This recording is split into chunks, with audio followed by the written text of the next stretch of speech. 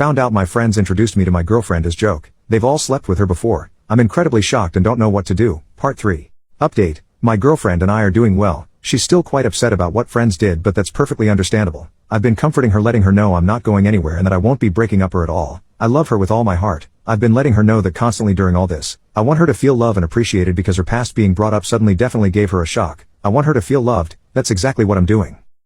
My friends are still trying to contact me, but they've also tried contacting my girlfriend. She has no plans to speak to them, even though she's actually cut contact with them when they left to college. I hadn't opened my messages. She hasn't opened hers.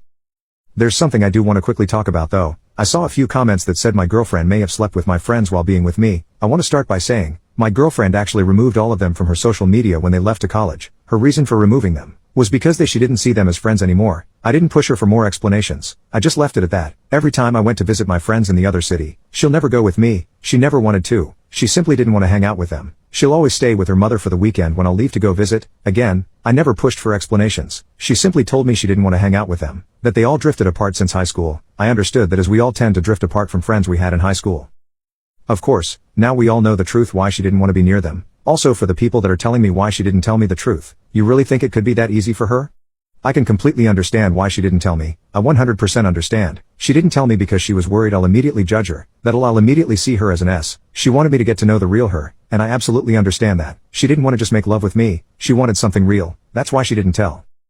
Lastly, I see comments asking why I was even friends with those guys. It's actually an interesting little story. My parents are friends with all their parents. They all went to school together as well when they were younger. In fact, the same high school we went to. All our parents went to the same school. The only reason I became friends with those guys was because all our parents still kept in contact, so they brought us together. That's how we met. We met very little at barbecues and parties and stayed close friends for all these years. Update 2. Tomorrow my girlfriend and I will be speaking to my parents. There's some things we need to let them know. As I said on my previous update, my parents are friends with my ex-friend's parents, so we plan to tell my parents the situation before my friends try to twist the story in any way. I have 100% cut contact with my friends. I don't need them in my life. Eventually my parents will ask why I haven't met with them, so it's best to be straightforward. My girlfriend is absolutely comfortable with speaking to my parents, especially since they treat her like family. Hopefully everything goes well.